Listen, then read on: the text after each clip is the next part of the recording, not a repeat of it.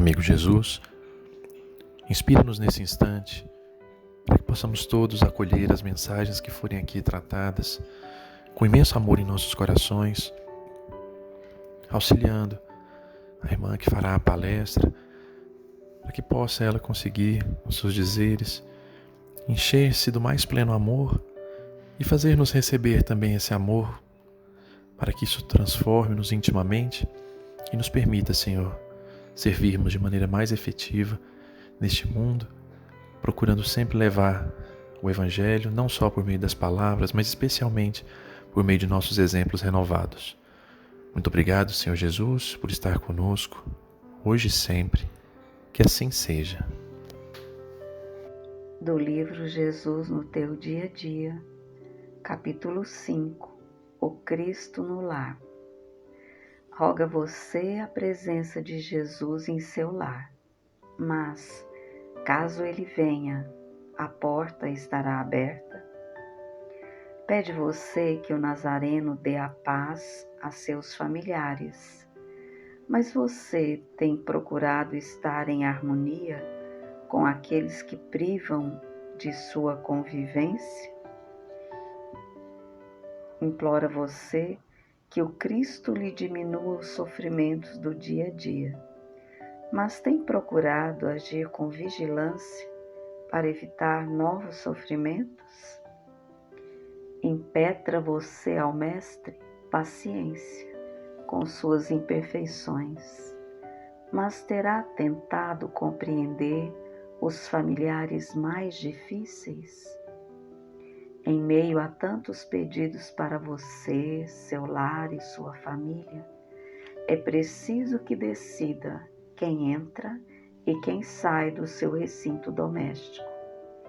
Você faz o ambiente de seu lar e, consequentemente, são atraídos para ele os afins. É você quem decide quem pode e quem não pode entrar em sua casa. Quando se permite uma discussão violenta, acaba de convidar espíritos perturbadores. Quando fecha a porta para um mendigo que pede um pedaço de pão, acaba de fechar a porta para Jesus. Pense nisto. Olá, queridos amigos, queridos irmãos. É com muita alegria que nós estamos juntos nesta oportunidade, unidos no mesmo sentimento, na mesma vibração, para estudarmos sobre os ensinamentos de Jesus e a forma como nós podemos trazê-lo para nossas vidas, para os dias, para os momentos diversos, né, em que nós enfrentamos a nossa vida. Então, começamos elevando uma prece a Deus, agradecendo pela oportunidade do estudo, da reflexão, do aprendizado. E pedindo, Senhor, que nos fortaleça, para que coloquemos em prática tudo que o Senhor veio aqui nos ensinar. Que assim seja. Bom, meus queridos, é sempre bom, né, nós começarmos o estudo com uma prece. E hoje o tema proposto para nós é falarmos um pouco sobre as distrações passageiras. Nós identificamos que existem hoje no mundo muitas distrações, não é? E na verdade não é só hoje. Desde que o mundo é mundo, quer dizer, nós temos sempre opções, nós podemos escolher de que forma nós vamos preencher o nosso tempo. Nós já temos um relato, um registro disso, que foi feito por Jesus, e ele inclusive se aproveitou para nos deixar um ensinamento a esse respeito. Nós vamos encontrar isso numa passagem que está no Evangelho de Lucas. Está lá no capítulo 10, no versículo 38 e adiante. Então, Lucas nos relata que, ao prosseguirem a jornada, ele entrou em certa aldeia, se referindo a Jesus. E certa mulher de nome Marta o hospedou. Ela tinha uma irmã chamada Maria, que estava sentada aos pés do Senhor e ouvia a sua palavra. Marta distraía-se em torno de muito serviço. Colocando-se perto, disse: Senhor, não te importas que minha irmã me deixe servir sozinha? Dize-lhe, pois, que me ajude. Em resposta, o Senhor lhe disse: Marta, Marta, inquieta-te e te agitas a respeito de muitas coisas. porém é necessária uma. Assim, Maria escolheu a boa parte, que não será tirada dela. Então, esse trecho do Evangelho de Marcos nos mostra uma situação corriqueira, né, do nosso cotidiano. Nós ficamos os nossos dias todos às voltas com os nossos afazeres. Se nós estamos em casa, nós estamos preocupados muitas vezes com a limpeza do ambiente, não é? Das roupas, ou seja, deixando a nossa casa um lugar limpo, agradável, saudável para vivermos. Se nós estamos envolvidos numa atividade profissional, não é, que exige a nossa dedicação e o nosso tempo, então ficamos focados naquela atividade grande parte do nosso dia, por muitas horas. E depois, quando finalizamos aquela parte, temos um tempo para que possamos definir, não é, onde vamos colocar a nossa atenção. Nós sabemos que muitas vezes nós precisamos nos dividir, né, a jornada dupla de trabalho. Precisamos passar algumas horas do dia dedicadas ao trabalho profissional, que é aquele que nos dá o ganha-pão, né, o recurso para que nós possamos viver com dignidade, mas depois também precisamos nos lembrar das coisas de casa, que muitas vezes temos essa jornada dupla. Mas ainda assim, se nós formos pensar, nós precisamos organizar o nosso dia de forma que nós tenhamos tempo para aquilo que é verdadeiramente importante. Aquilo que vai fazer a diferença na nossa reencarnação. Porque principalmente nós que somos espíritas, nós sabemos que a reencarnação, ela é uma oportunidade que Deus nos dá de virmos aqui para aprendermos, para colocarmos em prática aquilo que aprendemos, tanto em existências anteriores, como quando ficamos, né, no mundo na erraticidade, no mundo espiritual. E aqui é a oportunidade que nós temos de colocarmos em prática, de demonstrarmos o nosso real aprendizado. É a oportunidade que nós temos de resgatarmos débitos do passado, de aprendermos a amar aqueles que no passado considerávamos como adversários, hoje muitas vezes renascidos conosco na mesma família. Então Deus nos dá essa oportunidade e nós temos uma gratidão imensa a Ele por estarmos reencarnados aqui neste momento. Isso é o mais importante para nós. E quando nós reencarnamos, a gente vem com esse objetivo de aprendermos mais, de evoluirmos, né, em busca dessa evolução.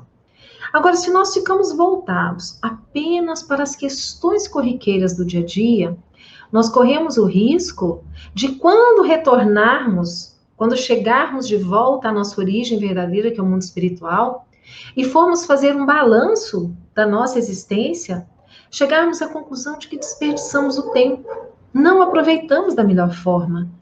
Porque poderíamos sim, claro, continuar o nosso trabalho, que é necessário, né? Continuarmos com as nossas atividades domésticas, mas poderíamos ter tido um pouco mais de tempo para convívio com a nossa família, com os nossos amigos. Poderíamos ter tido um pouco mais de tempo para o estudo, para desenvolver em nós o intelecto, mas voltado para o aspecto moral. Não é? Nós vamos nos lembrar que Emmanuel nos fala nas duas asas da evolução humana, do amor e da sabedoria. A sabedoria no sentido do conhecimento, daquele conhecimento que nós adquirimos e usamos de forma a nos beneficiar, com sabedoria. E o amor, que é o mais difícil, porque muitas vezes o intelecto é mais fácil de ser conquistado do que o sentimento. Mas é nessas idas e vindas pela reencarnação é que nós vamos nos burilando e vamos conseguindo adquirir não apenas o conhecimento intelectual, mas também desenvolvendo em nós essa capacidade de amar.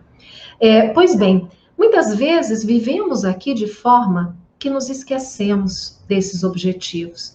E os dias vão se passando e vão se transformando em semanas e vão se transformando em meses, em anos.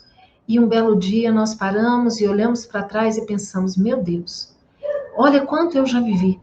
O que eu tenho aproveitado? O que eu tenho feito em meu benefício? Algo que eu possa levar comigo. Porque nós vamos nos lembrar que a desencarnação, ou como muitos preferem dizer, a morte do corpo, ela é um fato.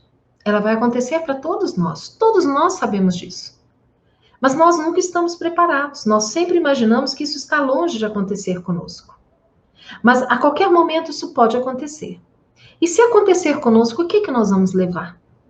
Porque os bens materiais, eles servem enquanto nós estamos aqui na matéria. E nós sabemos que até mesmo eles são efêmeros. Porque podemos ter hoje e não tê-los amanhã. Podemos perder. A gente vê acontecer isso tanto. Agora, e aquilo que a traça não rói, a ferrugem não corrói? Isso é o que nós vamos levar conosco. É o nosso aprendizado, são os valores morais e espirituais que nós vamos levar conosco. Nós encontramos numa pesquisa, né, feita aqui na internet, um texto que está dizendo aqui que foi feito pela equipe do Momento Espírita, da Federação Espírita do Paraná. Mas ele foi encontrado num outro site de uma instituição espírita chamado caminhosluz.com, caminhosluz.com.br. E ele nos fala justamente sobre essas distrações. E eu quero compartilhar com vocês. Ele começa primeiro, né, nos dizendo que a vida da maioria das pessoas é atribulada e cheia de compromissos. Entre reuniões, cursos, deslocamentos e projetos variados, a semana passa. O final de semana é pleno de atividades. Muitas vezes atividades voltadas para nós mesmos, outras vezes nós passamos com a família, outras vezes trazemos trabalho para casa, não é? Vai depender de cada um de nós. Televisão, cinema, shows e passeios são apenas alguns dos programas disponíveis. Bom, considerando esses dias que nós estamos vivendo, muitas vezes os passeios vão ficar de lado, né? O cinema vai ficar de lado, porque estamos num período de pandemia em que precisamos ficar mais reclusos em casa, né? Atendendo aí as recomendações de segurança. Mas aí nós encontramos, não somente na televisão, mas principalmente na internet, uma quantidade imensa de atrativos. E nós temos, meus irmãos, todo tipo de conteúdo na internet. Ela pode ser um instrumento para nós de evolução, como também pode ser um instrumento de perdição. Porque nós podemos encontrar de tudo na rede. E o que nós estamos buscando? Nós estamos matando o nosso tempo, ou passando o nosso tempo, com que tipo de conteúdo? Bom, aí seguindo aqui, o autor continua dizendo: a internet também consome um tempo considerável, que eu acredito que hoje está consumindo o nosso maior tempo. Além de ser instrumento de trabalho e de estudo, por vezes ela se converte em um vício. E já existem estudos sobre isso, não é? Sobre isso, mostrando que a internet, a quantidade de horas que nós passamos em redes sociais, principalmente, é muito grande. E existem estudos já comprovando essa dependência que alguns de nós temos deste contato com as redes sociais. Então, nós temos que ficar muito atentos a isso. Consultar novas mensagens e navegar por diversos sites torna-se uma compulsão. Na verdade, o mundo moderno é rico de distrações. Entre múltiplos programas e compromissos, a criatura não percebe o tempo passando. Envolvida com variados eventos, ela vai de roldão. Não se desconhece a necessidade de atender os compromissos da vida. É preciso trabalhar, estudar e acompanhar as inovações que surgem a todo momento. É o que nós falamos. É claro que isso é normal. Todos nós precisamos fazer isso, não é? Entretanto, urge reconhecer que a finalidade da vida não se cinge a correr atrás de cargos, de coisas ou de distrações. Isso aqui é muito importante. É importante, sim, nós buscarmos um melhor trabalho, né? Buscarmos uma promoção, buscarmos coisas que nós queremos. Nós queremos uma casa, nós queremos ter aquilo para nos dar uma vida digna e com conforto. Mas nós temos que ter cuidado para que isso não se torne na única prioridade da nossa vida. Para que nós não fiquemos somente nesses aspectos. Por vezes, é necessário gastar um tempo para se perceber. Qual o real significado do que se vive? São realmente necessárias tantas atividades? Elas não constituem uma forma de escapar da nossa própria realidade íntima? Porque isso aqui também é algo interessante, porque existem estudos que demonstram que muitas vezes a pessoa ela preenche tantas horas do seu dia como forma de fugir do vazio existencial. outras vezes de fugir dos relacionamentos difíceis que ela enfrenta no dia a dia. Então, nós precisamos sempre estar atentos a nós, nesse processo de autoconhecimento, para tentar identificar como é que eu estou ocupando as horas do meu dia, com qual objetivo eu estou fazendo determinadas atividades. Será que eu estou fazendo isso porque é importante para mim? Ou eu estou buscando como um tipo de fuga, para não enfrentar outro tipo de situação, não é? A convivência e outras dificuldades que nós podemos experimentar. E aí ele diz assim, lembre-se de que você é um espírito imortal, já animou inúmeros corpos, já foi rico e pobre, homem e mulher, ignorante e ilustrado. Após tantas experiências, ei-lo novamente na Terra, mas você não é daqui. Nós somos espíritas, nós temos a certeza da reencarnação. Porque somente a reencarnação explica para nós o porquê de tantas diferenças do mundo, de tantas desigualdades. Por que que alguns nascem ricos, saudáveis, inteligentes, com uma vida estruturada, e outros nascem na verdadeira miséria, ou nascem aleijados, mutilados, doentes mentais? Por que tanta diferença entre nós? O Espiritismo nos explica isso pela reencarnação. A justiça divina que faz com que nos dá a oportunidade de vivermos situações que antes desprezávamos, abusávamos. Então, se não respeitávamos, não valorizávamos a mulher, numa próxima oportunidade renascemos como mulher. Se fomos ricos e egoístas e arrogantes, não é? Com a soberba a nos guiar, numa outra reencarnação, voltamos pobres, miseráveis, para aprendermos a valorizar. Então, a lei de causa e efeito, de ação e reação e a misericórdia divina explicam para nós tudo isso. E aí, ele segue aqui o autor. Você não é daqui.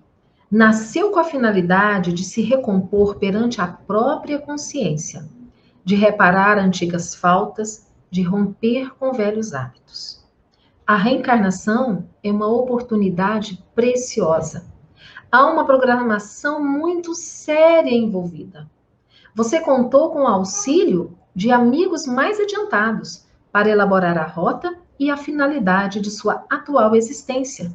Assim, não gaste a vida em futilidades. Gente, isso aqui é tão importante, porque nós aprendemos que quando nós vamos reencarnar, na grande maioria dos casos, existe todo um planejamento reencarnatório que é feito. E nós somos auxiliados neste planejamento reencarnatório por amigos, espíritos que nos querem bem, que são mais evoluídos moralmente do que nós e que nos ajudam na programação necessária para o nosso aprendizado, para o nosso interesse, para a nossa evolução. Então, esses espíritos, eles confiam em nós, eles pedem, eles intercedem por nós. E é feito todo esse planejamento. Então, quando a gente imagina, é uma programação muito séria, não é? E aqui ele fala assim, né? Há uma programação muito séria envolvida. Gente, existe uma programação. E quando nós retornarmos ao mundo espiritual, nós prestaremos conta. Mas você programou, você planejou. Por que quando chegou lá você fez tudo diferente? Então, nós precisamos ficar atentos para tentar identificarmos qual é o caminho, qual é o melhor caminho para nós.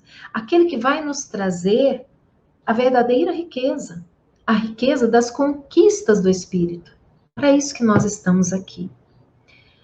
Acerene o seu coração e procure menos distrações. Distraindo-se em excesso, você corre o risco de desperdiçar uma oportunidade valiosa de elevação e libertação. Porque mesmo esse período que nós estamos vivendo com essa pandemia, muitas pessoas se desesperam. Mas quando nós temos esta fé raciocinada que o Espiritismo nos conclama, que é aquela fé que compreende, não somente crê, mas compreende o porquê das coisas. Quando nós temos a certeza de que Deus está no comando das nossas vidas, nós fazemos a nossa parte, no sentido de preservarmos a nossa integridade, mas confiamos que Deus está no comando, que o que tiver que acontecer é para o nosso bem, mesmo que nós não compreendamos de imediato. mas é algo que vem para o nosso próprio benefício. Então, é importantíssimo que nós confiemos, acreditemos e façamos a nossa parte, não é? Então, ele diz assim: trabalhe, estude e divirta-se, mas não utilize subterfúgios para escapar de si próprio. Gaste um tempo observando o seu caráter, seus gostos, suas facilidades e dificuldades. Reflita sobre o contexto em que você está inserido. Repare em seus familiares, em seus colegas de trabalho, em todos que o rodeiam. Medite sobre a vida e descubra como você pode ser melhor. Isso aqui é fantástico. É preciso que nós criemos a prática do autoconhecimento. Observarmos em nós onde nós podemos melhorar. E para que isso aconteça, é importantíssimo que nós desenvolvamos uma virtude, que é a virtude de base, que é a humildade. Porque somente quando nós começamos a cultivar a humildade, nós temos a capacidade de olhar para nós mesmos, de olharmos para nós mesmos e percebermos que nós erramos, que nós somos pessoas falíveis, nós não somos perfeitos. Então nós precisamos começar a nos observarmos para identificarmos onde precisamos melhorar, onde estamos errando. Isso é algo diário, é luta, é esforço de nós conosco mesmo. É o bom combate, como o apóstolo Paulo dizia, né? Falava. E aí o texto continua assim: pense o que em seu temperamento não é agradável e causa embaraços e dores a você e aos outros. Gente, essa frase é fantástica. Às vezes nós temos um temperamento difícil. Nós somos pessoas irritadas, impacientes. Nós somos pessoas que não pensamos antes de falar as coisas, às vezes até não com a intenção de ferir. Mas a forma como falamos, aquilo que falamos, magoa e fere as pessoas que estão ao nosso redor, especialmente os nossos familiares. Então fiquemos atentos, tenhamos cuidado, porque a palavra, uma vez dita, não tem mais volta. E muitas vezes nós vamos magoar corações queridos por nossa intemperança, pelo nosso descontrole. Então, esforce-se por retificar o que não for agradável. Vamos mudar, vamos buscar essa mudança. Experimente a aventura de ser útil. Aprenda a auxiliar ao próximo sem esperar nada em troca. Fazer a caridade pela alegria de fazer o bem, sem esperar retribuição, sem esperar agradecimento, sem querer que os outros vejam, porque não se deve ver a mão esquerda que faz a direita, não é? Dê atenção aos idosos e doentes da sua família. Cultive virtudes como bondade, paciência e ternura. Adote um patamar nobre de conduta e não se afaste dele. Saiba que as dificuldades que se apresentam em sua vida são desafios. Elas não se destinam a causar-lhe sofrimento, mas a fortalecê-lo no bem. Muitas vezes nós não conseguimos compreender por que as coisas acontecem. Mas nós aprendemos, e o Evangelho segundo o Espiritismo nos diz, que as aflições, elas podem ter causas atuais ou causas no passado. Se nós não encontrarmos nesta vida, nessa existência, motivos para a dor e o sofrimento que nós estamos enfrentando agora, certamente essas causas estão no passado, em outras reencarnações que tivemos. Mas, meus irmãos, nada acontece por acaso. Deus é justo e bom. Ele não permite que você carregue uma cruz maior do que as suas capacidades. Então, sempre nós podemos nos espelharmos em Jesus e carregarmos a nossa cruz, com fé de que tudo vai passar, de que dias melhores virão. E aí ele continua dizendo aqui, saiba que as dificuldades que se apresentam em sua vida são desafios. Elas não se destinam a causar-lhe sofrimento, mas a fortalecê-lo no bem. Nunca se permita fazer nada que lhe cause vergonha. Você jamais conseguirá fugir de si próprio. Não adianta nós tentarmos nos enganar. Muitas vezes nós tentamos nos enganar, mas nós não enganamos a nossa consciência e o nosso Pai nos conhece melhor do que nós mesmos. Ele sabe. Toda tentativa de se enganar será passageira e representará apenas perda de tempo. Lembre-se de que todas as coisas exteriores ficarão para trás, mas o coração asserenado pelo cumprimento do dever você levará consigo para sempre. Ele será o seu tesouro colocado fora do alcance dos ladrões e das traças. Pense nisso. Olha, coração asserenado pelo cumprimento do dever. Muitas vezes nós paramos e pensamos assim: mas Senhor, eu já errei tanto, eu já fiz tanta bobagem na minha vida, e hoje eu tenho contato com esses ensinamentos, hoje eu percebo o quanto eu poderia ter feito diferente, o quanto a minha vida poderia ter sido diferente, eu poderia ter agido de forma, né, mais sábia. Como fazer? Muitas vezes a pessoa acredita que ela nem é digna da misericórdia divina. Mas nós aprendemos que sempre é tempo de nós recomeçarmos. Se nós erramos muito no passado, isso ficou. Vamos começar agora a reconstruir a nossa história, corrigindo os nossos erros. Então, buscando não errar mais, não cometer aqueles mesmos equívocos e buscando fazer algo que beneficie toda a sociedade. Essa é a forma de nós começarmos de novo, não é? Olhemos daqui para frente, tentemos mudar e sermos melhores agora. Nós sabemos que não é fácil, isso é uma conquista, isso é uma luta. Mas não permitamos que essas distrações passageiras façam com que fiquemos aqui como se adormecidos. E talvez o dia que acordarmos para a realidade, já não tenhamos assim tanto tempo. E teremos que aguardar uma nova oportunidade para voltar à reencarnação e darmos sequência àquilo que já poderíamos fazer agora, não é? Mas uma outra coisa também que nós observamos é que muitas vezes nós ficamos muito desanimados. Porque ao observar a vida, principalmente se nós assistimos os telejornais, já perceberam que só tem notícia de tragédia? Só tem notícia de tragédia, de corrupção, só coisa ruim, só violência. Não se mostra, não é? Por exemplo, quantas pessoas estão recuperadas das doenças? Não, só mostra o número de mortos. E às vezes nós entramos naquela sintonia negativa e começamos a achar que a Terra realmente é um lugar horrível. E que a vida não tem mais sentido, que não tem mais jeito, que nada que eu faça parece que funciona. Porque no mundo a gente só vê a corrupção, só vê a violência, só vê um matando o outro. E muitas vezes isso causa um desânimo profundo. Isso faz com que nós fiquemos, às vezes, assim, desacursoados, né? Desacreditados da vida. E tem uma lição no livro Boa Nova, que é um livro que eu gosto demais, psicografado por Chico Xavier, ditado por Humberto de Campos. Esse livro, ele tem 30 capítulos.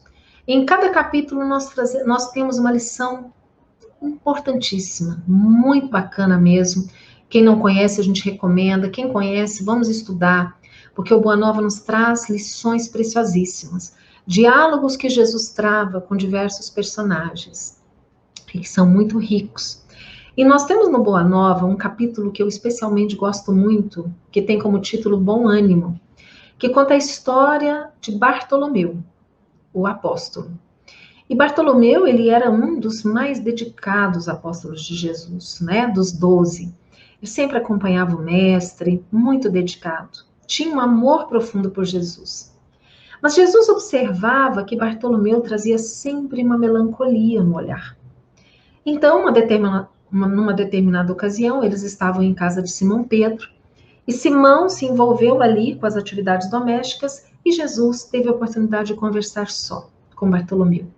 E perguntou a ele, por que ele percebia aquele traço de tristeza, de melancolia no seu olhar? Aí veja só o que Bartolomeu responde para Jesus. Quando esclarecestes que o vosso reino não é deste mundo, experimentei uma nova coragem para atravessar as misérias do caminho da terra, pois aqui o selo do mal parece obscurecer as coisas mais puras. Por toda parte é o triunfo do crime, o jogo das ambições, a colheita dos desenganos. Gente, parece que Bartolomeu falou isso agora, não é? Porque talvez nós também nos sintamos exatamente como Bartolomeu se sentia naquele momento. E aí, quando ele falou isso, Jesus começou a conversar, né? E lembrou a ele: eu já tive a oportunidade de dizer que o meu reino não é deste mundo. Exatamente porque estamos num mundo de expiações e provas, cuja característica é o império do mal sobre o bem. Mas uma coisa que nós também temos certeza é que o bem existe e que depende de nós para que ele possa prevalecer. Porque é pela evolução dos habitantes deste mundo que este mundo também vai evoluindo. E aí Jesus diz a ele: o evangelho terá de florescer primeiramente na alma das criaturas, antes de frutificar para o espírito dos povos. Vejam que interessante.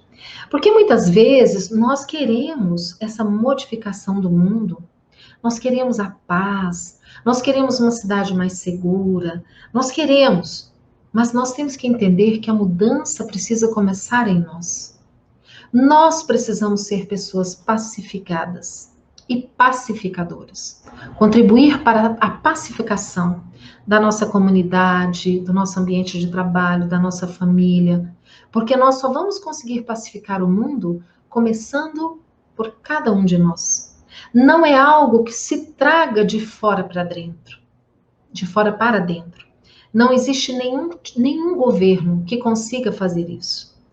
Então, quando Jesus fala isso, ele ainda segue dizendo assim: a vida terrestre é uma estrada prodigiosa que conduz aos braços amorosos de Deus. O trabalho é a marcha, a luta comum é a caminhada de cada dia. Então, ele nos mostra aqui que tudo isso faz parte desse processo, né? Nessa escola bendita que nós estamos, que é a Terra. Mas ele diz que os homens, na obcecação de sua vontade própria, ferem a fronte nas pedras da estrada, cerram os ouvidos à realidade espiritual, vendam os olhos com a sombra da rebeldia e passam em lágrimas, em desesperadas imprecações e amargurados gemidos, sem enxergarem a fonte cristalina, a estrela cariciosa do céu, o perfume da flor, a palavra de um amigo, a claridade das experiências que Deus espalhou para a sua jornada em todos os aspectos do caminho. Então, ele alerta, ele nos chama a atenção para o fato que muitas vezes nós estamos envolvidos nesta nuvem de negatividade que nós não conseguimos enxergar as maravilhas que Deus colocou ao nosso dispor, não é? O fato de estarmos respirando, meus irmãos. Eu li recentemente um depoimento de uma pessoa que se curou da Covid, mas que ficou muito mal. E esse depoimento, ela dizia o quanto ela agradece pelo ar, por essa capacidade de respirarmos, de termos água limpa para bebermos, pelo alimento que Deus nos dá, pelas belezas da natureza, contemplarmos o céu à noite, numa noite estrelada, numa noite de lua cheia, observarmos a beleza dos pássaros, dos animais, das árvores, das flores. São maravilhas que Deus nos oferece. Um lindo pôr do sol, a chuva que vem para refrescar e aliviar o nosso calor, lavando a nossa atmosfera de toda essa energia pesada. Então, comecemos a olhar as coisas boas que existem no mundo, que são muitas, né? Mudemos esse nosso olhar.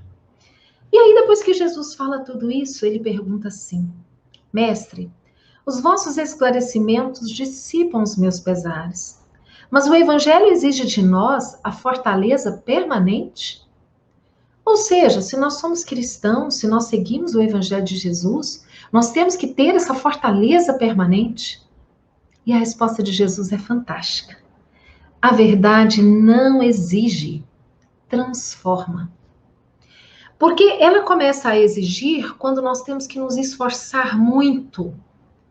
Mas depois, gente, começa a se tornar em algo natural, espontâneo. Então aconteceu a transformação. O Evangelho ele tem esse poder de nos transformar. E aí Jesus prossegue e diz assim: o Evangelho não poderia reclamar estados especiais dos seus discípulos. Exatamente porque Jesus sabe das nossas limitações. Ele sabe que somos seres em processo evolutivo ainda muito pequeninos, vivendo num mundo de expiações e provas. Ele sabe que a natureza não dá saltos, mas ele conhece o nosso íntimo e ele sabe do potencial que cada um de nós tem. Ele sabe que, assim como ele percorreu todas as escalas, né, todas as etapas da escala evolutiva, nós também faremos isso. E um dia seremos espíritos perfeitos e puros como Jesus. E aí ele diz assim: é preciso considerar que a alegria, a coragem e a esperança devem ser traços constantes de sua atividade em cada dia. Para o cristão, é preciso considerar a alegria, a coragem e a esperança. Nós vamos nos lembrar que a alegria é esse sentimento que nós podemos ter dentro de nós, independentemente das coisas que estão acontecendo ao nosso redor. É claro, meus irmãos, que em alguns momentos nós vamos chorar, nós vamos sentir a dor, mas aquilo passa, nós respiramos fundo e recuperamos aquele estado de alegria, que é um estado de gratidão pela vida, pela oportunidade que Deus nos dá, por termos tudo que temos. Quando aprendemos a valorizar o que temos e não a olharmos o que não temos. Isso nos traz essa alegria. Nós nos recordamos de uma história que Divaldo Franco conta, né, em suas palestras, em algumas das suas palestras, em que ele tinha uma colega de trabalho que sempre adiava a felicidade. Porque quando indagada se ela era feliz, inicialmente ela dizia que não, ela precisava, né, ter um carro para se locomover, porque afinal de contas ela dependia da condução para ir ao trabalho, a condução era muito lotada, o transporte público. Aí quando ela consegue o carro, aí bom, ainda faltava o companheiro, né? Ela precisava se casar, precisava ter um amor, e aí finalmente ela encontra esse casa. Bom, e aí agora você é feliz? Não, mas eu preciso agora ter a minha casa própria, né? Viver de aluguel é muito difícil. E depois da casa vem os filhos, e depois dos filhos vem a formatura dos filhos. Então, são pessoas, né, que estão sempre adiando a felicidade, condicionando a felicidade e a alegria a fatos externos. E o Evangelho nos conclama a trazermos isso dentro de nós, independentemente das circunstâncias e dos fatores exteriores. Mas além da alegria, Jesus fala também sobre a coragem. É a coragem de sabermos que nós temos a fortaleza necessária para lidarmos com as dificuldades. Coragem para enfrentar os desafios. E a esperança. A esperança na certeza de que dias melhores virão, não é? Então, Jesus fala isso aqui e é lindo. E aí ele fala assim: por que nos firmarmos no pesadelo de uma hora, se conhecemos a realidade gloriosa da eternidade com o nosso Pai? Ou seja, nós estamos vivendo um momento da nossa existência. Nós somos seres imortais. Temos tanto pela frente. Enfrentemos com coragem, com alegria, com esperança este momento, porque ele vai passar e dias melhores virão. Mas Bartolomeu ainda não estava satisfeito e pergunta assim: e quando os negócios do mundo nos são adversos? E quando tudo parece em luta contra nós? Porque às vezes nós trabalhamos tanto, nós nos esforçamos tanto e vivemos com tantas dificuldades, não é? E aí Jesus diz assim: qual o melhor negócio do mundo, Bartolomeu? Será a aventura que se efetua a peso de ouro? Muitas vezes amordaçando-se o coração e a consciência para aumentar as preocupações da vida material? Ou a iluminação definitiva da alma para Deus, que se realiza tão só pela boa vontade do homem que deseja marchar para o seu amor por entre as luzes do caminho? Jesus nos chama a atenção para o que é verdadeiramente importante aqui, não é? A nossa caminhada evolutiva, a nossa marcha em direção a Deus. Não percamos tempo demasiado com as coisas do mundo, porque essas coisas aqui, elas são efêmeras, elas são distrações passageiras. Foquemos no nosso objetivo. E aí o diálogo segue, né? Bartolomeu comenta sobre a mãe, que havia desencarnado há 3 meses. Se não era justo, então, que ele sentisse aquela tristeza pela ausência, pela perda do ente querido. E aí Jesus lembra a ele que ninguém está perdido, que aquele que partiu antes de nós, ele retornou para a verdadeira vida e que Deus é Pai de todos nós, que Deus não nos desampara, não desampara a mim, nem a você, nem aos nossos entes queridos que já retornaram antes de nós. E o Espiritismo nos dá a certeza de que esses entes queridos que partiram antes estão nos esperando. E um dia nós nos reencontraremos. A misericórdia divina estreita os laços de família, os laços de afetividade, ampliam esses laços de família pelas inúmeras reencarnações, e esse amor nunca se perde. Os nossos entes queridos continuarão sendo os nossos entes queridos e nós vamos reencontrá-los no momento adequado.